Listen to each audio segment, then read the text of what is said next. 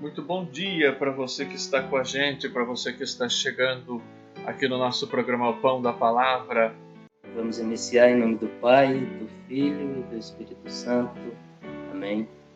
Meus irmãos e irmãs, eu vos desejo que a graça de nosso Senhor Jesus Cristo, o amor do Pai, a comunhão do Espírito Santo e a proteção terna e materna da Virgem Mãe de Deus, Senhora do Carmelo, estejam sempre convosco.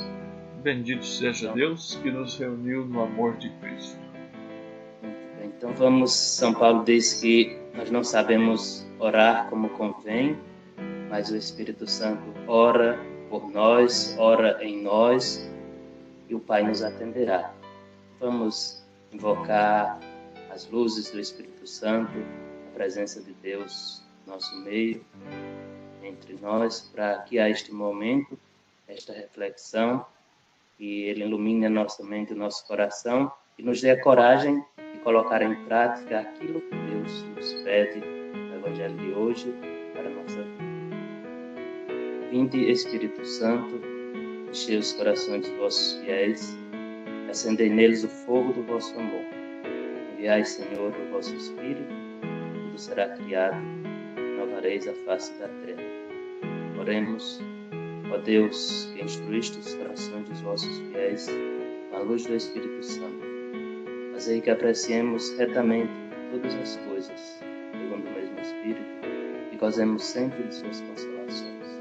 Por Cristo, Senhor nosso. Amém. Bom, então nós vamos fazer a leitura do texto, né, Frei? Para daí o senhor poder fazer a reflexão com a gente. Então, o texto de hoje que é do Evangelho de São João, capítulo 3, versículos de 31 a 36, portanto a conclusão do capítulo 3 de São João.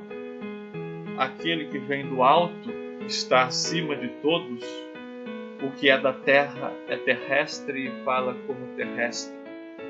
Aquele que vem do alto dá testemunho do que viu e ouviu, mas ninguém acolhe o seu testemunho. Quem acolhe o seu testemunho certifica que Deus é verdadeiro.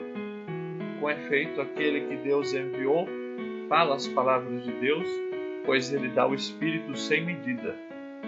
O Pai ama o Filho e tudo o entregou em sua mão. Quem crê no Filho tem a vida eterna. Quem recusa crer no Filho não verá a vida, pelo contrário, a ira de Deus permanece sobre ele. Palavra de salvação. Glória a vós, Senhor. Bem, então que pelas palavras do Santo Evangelho sejam perdoados todos os nossos pecados. Amém.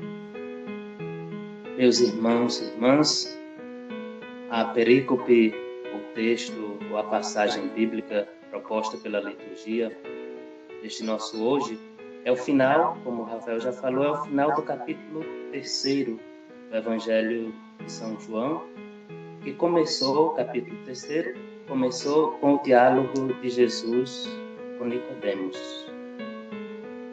O Evangelho de hoje, na verdade, não são palavras de Jesus, nem do evangelista João, mas é o último testemunho de João Batista sobre Jesus.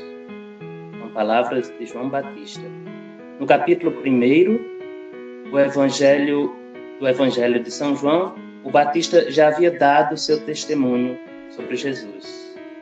Ele disse: eu não sou o Messias, mas no meio de vós ele está, e eu não sou digno de desamarrar a correia das suas sandálias. No capítulo 1. E para os discípulos ele aponta: eis o Cordeiro de Deus, aquele que tira o pecado do mundo. Esta frase tão bonita que a liturgia assumiu para si e nós a repetimos todos os dias quando celebramos a Eucaristia. Então esse foi o primeiro testemunho do Batista sobre Jesus no Evangelho de São João. Agora no final do capítulo 3, do Evangelho de hoje, motivado pelos seus discípulos que vão quase que reclamar a João, porque Jesus também está batizando, é motivado essa questão dos discípulos, João oferece seu último testemunho sobre Jesus. E ele apresenta três elementos que são bem próprios do quarto evangelho e que têm um significado profundo. Neste evangelho nós vamos meditar agora então nesses três elementos que estão nessa pequena perícope do evangelho de hoje, pequena passagem.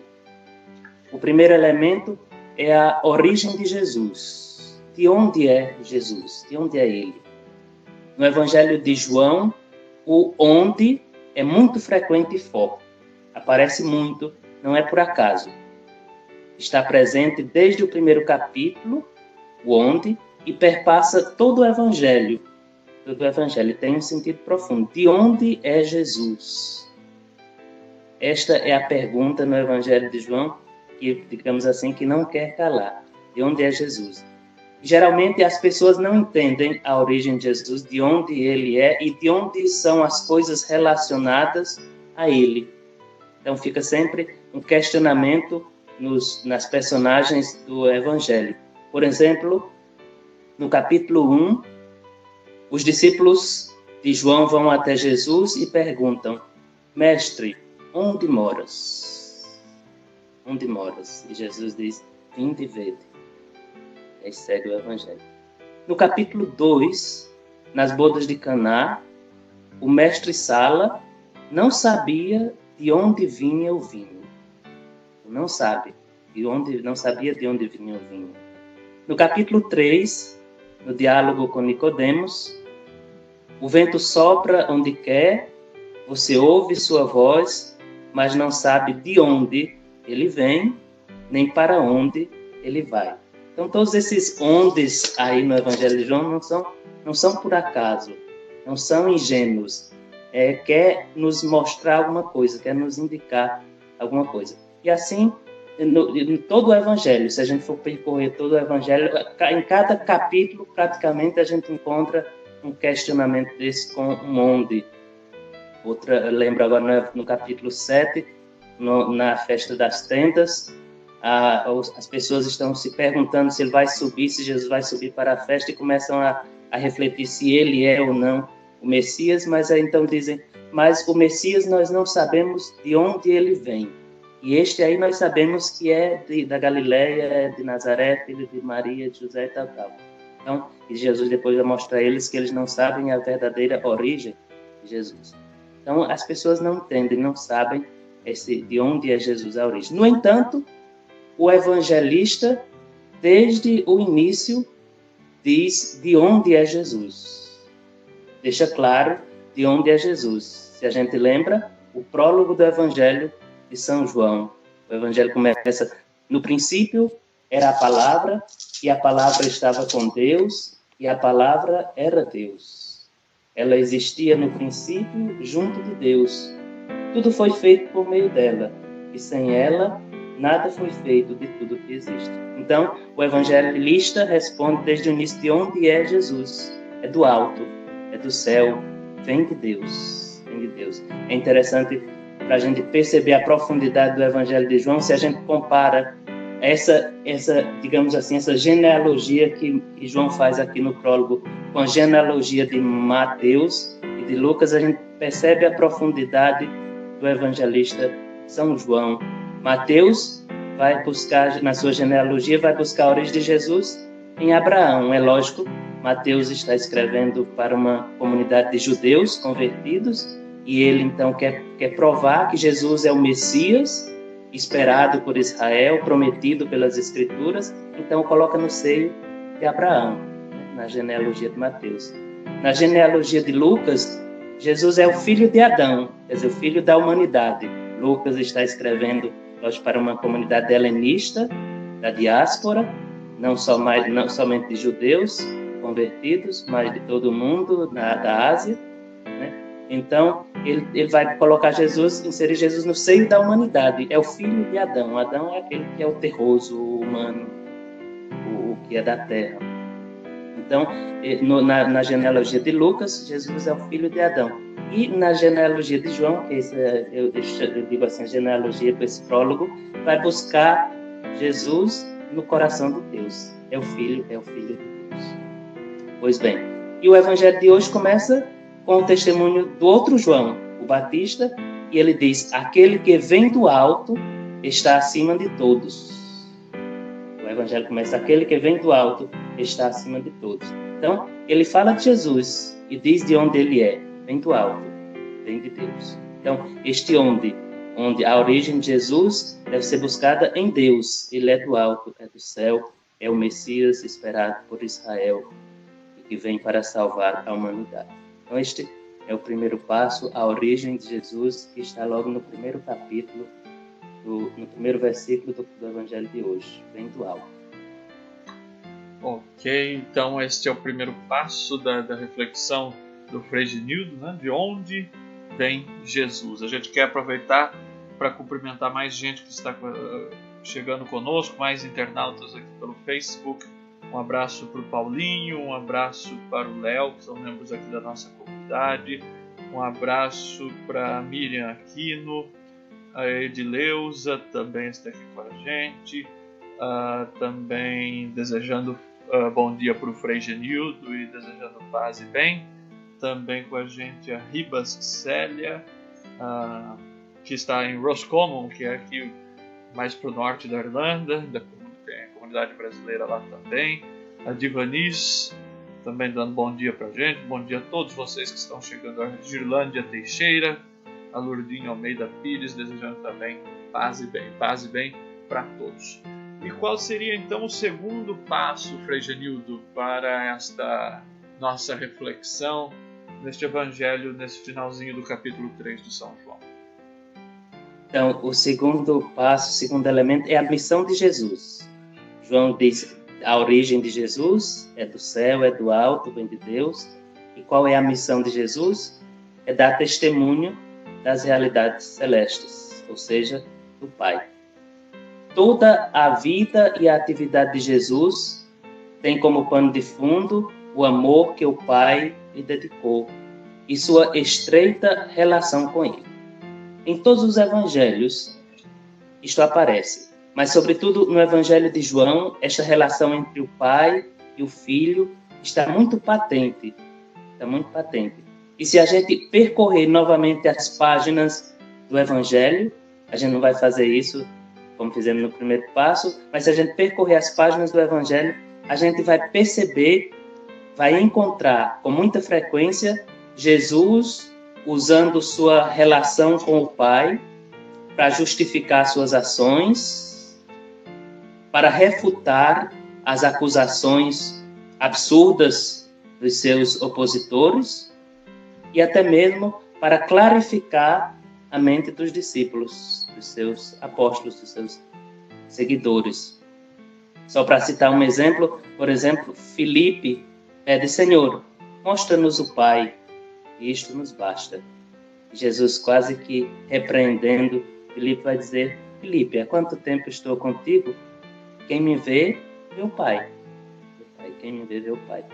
E no capítulo 17 do Evangelho, aquela grande oração de Jesus, que a gente chama o Pai Nosso do Evangelho de João, que no Evangelho de João não tem aquele Pai Nosso que tem nos outros Evangelhos de Mateus e Lucas, que nós assumimos também na tradição da Igreja.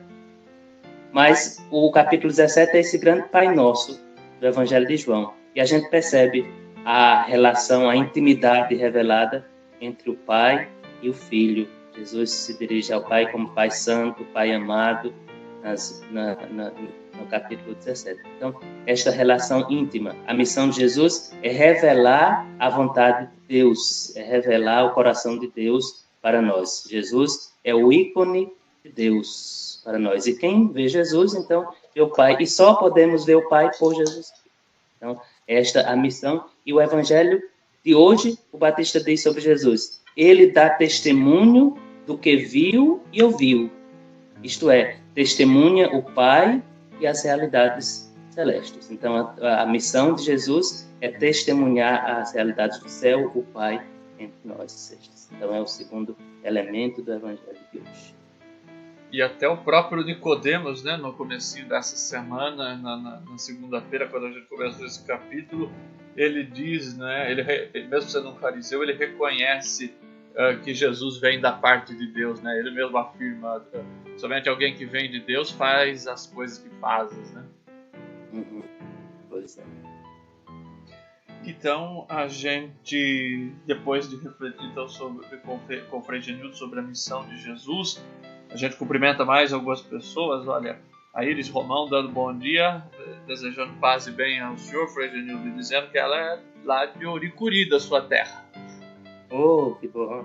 Estou falando que quem nasce em Ouricuri, o que é? Ouricuriense, é isso? Ouricuriense. Ouricuriense. Então, um abraço para os da Irlanda, mesmo nem que seja a tela do celular, né? Com certeza, com certeza. O celular tem unido muita gente nesse período, né, Frei Genildo? Pois é. Também a Jaqueline Batista, desejando também bom dia para o Frei Genildo, pedindo a sua bênção. Deus te abençoe e te guarde. O mesmo faz o Paulinho, nosso amigo aqui da comunidade. A Michelane Braga também, desejando bom dia e a paz e bem. Então, dessa forma a gente passa para o terceiro ponto, Frei Genildo. Qual seria então o terceiro ponto? Pode falar de onde é Jesus e qual a missão de Jesus? Qual seria o terceiro ponto, então, para essa reflexão do Evangelho de hoje? O terceiro ponto, então, é a atitude do discípulo do reino. João apresenta a origem, a missão de Jesus, e o terceiro elemento, então, é a atitude que o discípulo tem que assumir diante de Jesus, ou seja, professar a fé em Cristo e ter a vida eterna. O Evangelho de João é o evangelho com maior número de profissões de fé em Jesus. Só lembrando algumas: a samaritana e os seus conterrâneos. Depois de todo o diálogo com Jesus, a samaritana acredita e vai chamar os seus conterrâneos, e no final eles dizem: agora nós acreditamos não somente porque tu nos falas, mas porque nós vimos e acreditamos que ele é o enviado de Deus. Então, professa a fé.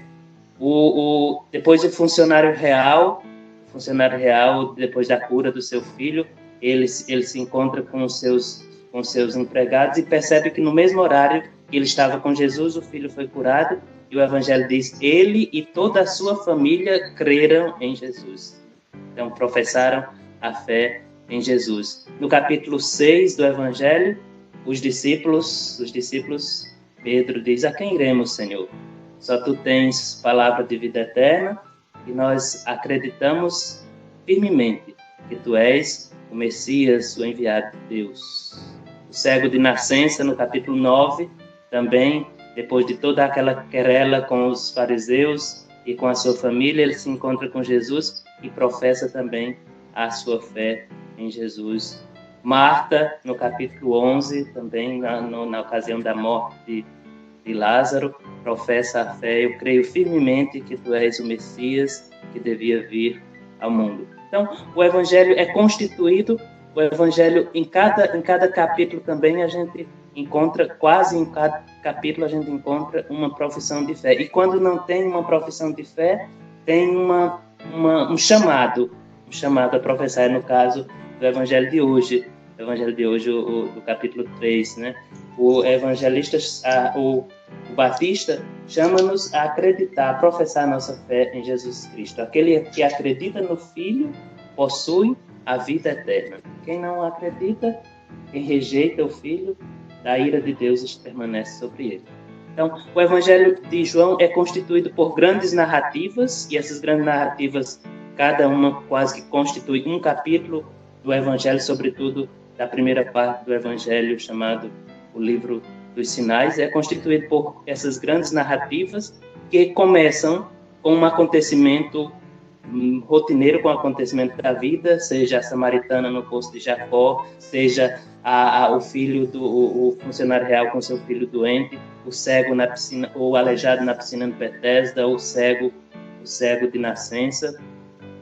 Uma realidade da vida cotidiana que é tocada por Jesus, e aí então a partir daí começa uma reflexão longa, quase em modo filosófico, mas na verdade uma reflexão teológico-espiritual a respeito do acontecimento, que conduz no final a uma decisão, a um chamado, culmina com um chamado à decisão, a favor ou contra Jesus. Então, em cada capítulo, praticamente, existe no final ou uma profissão de fé ou um chamado, como é no caso aqui do terceiro capítulo, um chamado a acreditar, a professar esta fé em Jesus.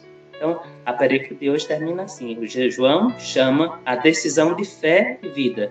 Aquele que crê no Filho tem a vida eterna. Então, o terceiro passo, o terceiro elemento é a nossa posição, a nossa postura diante de Jesus. Aceitá-lo e ter a vida, ou recusar e, claro, assumir as consequências. E aí a gente não precisa nem falar, eu não gosto de falar da condenação, mas da salvação. Né? Da salvação. A gente tem que pregar a salvação. A condenação é a consequência do fechamento completo para o projeto de Deus. Né? Então a gente fala desse projeto. E João convida-nos a entrar nesse projeto, a acreditar nesse Jesus, para ter esta vida que todos nós buscamos. Né? Todos nós buscamos. Temos um instinto de vida. Tanto é que quando a gente está em perigo, a primeira coisa que a gente faz é tentar fugir da situação de perigo para salvar a nossa vida. Então, a gente tem um instinto de vida e não somente uma vida material, porque nos diz o apóstolo, se vivermos apenas para esta vida, somos o mais vil das criaturas. Né? Então, temos um instinto de vida eterna, então, e buscamos esta vida todos os dias. Então aí está a proposta, o evangelista e também o batista nos convidam para acolher esta vida de Jesus. Então, meus irmãos e irmãs, a contemplação do ressuscitado, nós estamos aí nesse tempo da Páscoa do Senhor, a contemplação do ressuscitado coloca-nos diante de uma opção intransferível. Aceitar como veraz o testemunho de Jesus e com isso obter a salvação, ou rejeitá-lo e ser fadado à condenação eterna. Claro, quem é prudente opta pela salvação, opta pela vida. Deus nos ajude, que nós possamos ter a coragem de optar pela vida, acolher esta vida de Deus em nós e assumir também as consequências desta escolha. É claro, quando a gente escolhe uma coisa, a gente renuncia a várias outras. E a gente tem que ter a coragem de, acolhendo a mensagem de Jesus Cristo, renunciar tudo aquilo que não é de Cristo e não compõe valores do reino de Deus. E a gente tem que ter coragem de renunciar também a isto, ao mal. Tudo que não é de Deus é do mal. Então a gente tem que aprender a renunciar o mal para apegar a Jesus, porque não podemos ficar mancando com as duas pernas, como disse o profeta Elias lá no sacrifício do Monte Carmelo. Temos que tomar uma decisão. O Evangelho nos chama a essa decisão. Foi isso que faltou para Nicodemos, Frei Genildo, essa decisão de renunciar àquela vida que ele já tinha, talvez dentro do próprio judaísmo, apegado a toda aquela lei judaica. Acho que nós tivemos um probleminha aqui com o sinal do Frei Genildo. Frei Genildo, o senhor... voltou. Talvez tenha sido esse o grande pecado de Nicodemos, essa incapacidade, de repente, de se desapegar das suas coisas, das suas tradições, das suas leis. Exatamente. No Evangelho de João, existem 3 tipos de pessoas. As que aceitam Jesus, os discípulos. A quem iremos, Senhor? Só tu tens palavra de vida eterna, né? E assume as consequências desta opção. Vamos, quando Jesus diz que vai subir para Jerusalém, os discípulos dizem, vamos e vamos morrer com eles. É lógico que na hora eles fugiram, né? Mas então a coragem de assumir a cruz e caminhar com Jesus. Então esses decididos. Depois tem os outros que se decidem a não, esta palavra é dura demais, quem a pode seguir? E aí vão buscar outros caminhos, vão trilhar outros caminhos longe do Senhor. E tem aqueles indecisos, né? são os discípulos da noite, Nicodemos, que aparece no início com Jesus, depois no final também para enterrar Jesus, mas às escuras, com medo, porque não quer justamente perder os privilégios, né? Quer ficar lá, cá, assumir a vida de Jesus, com Jesus, mas também não perder os privilégios que já tem. Nicodemos é um caso, José de Arimateia também, que era um rico e vai também ajudar a enterrar Jesus, mas ainda com medo da reação dos judeus, porque no Evangelho de João também tem uma disputa muito grande, e aí no Evangelho já está sendo escrito no final do primeiro capítulo, então a divisão entre a comunidade cristã e a sinagoga judaica, é lógico que se a sinagoga é judaica, mas a comunidade dos judeus já está bem definida, e aí tem que se decidir quem quer ficar no judaísmo, quem quer vir para a comunidade cristã, e muitos aí não querem se comprometer e querem ficar lá e cá, e não pode, né? Não deve. Então tem que haver essa decisão. E o Evangelho apresenta esses 3 tipos de pessoas. Que nós não sejamos os Nicodemos da vida, os discípulos da noite, que querem estar com Jesus apenas no privado do seu coração. Quantas vezes a gente encontra pessoas que dizem: eu acredito, eu tenho fé, mas não tenho religião. Não vou à igreja. Não quer se comprometer, né? Quer apenas sentir a presença de Deus na sua vida, a ação de Deus na sua vida, mas não quer um compromisso concreto. E Deus nos chama a nos comprometer. Acreditar é se comprometer com a vida em todas as suas consequências. Então, Deus nos ajude, que nós possamos sempre nos colocar decididos, com as nossas fragilidades, é claro, mas decididos no seguimento de Jesus Cristo, e Ele nos dá a graça de superar as nossas limitações, as nossas fragilidades, para seguir.